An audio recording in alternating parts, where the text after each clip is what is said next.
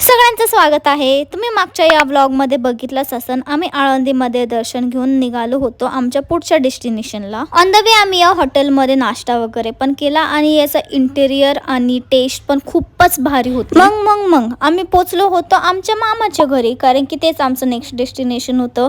आईचा बर्थडे होता म्हणून इथं सेलिब्रेट करायचा प्लॅन झाला होता आणि माझी सगळ्यात जास्त एक्साइटमेंट होती या छोटूनला भेटायची. आणि या एक्साइटमेंटमध्ये मला या दोघांची खूप नख लागले.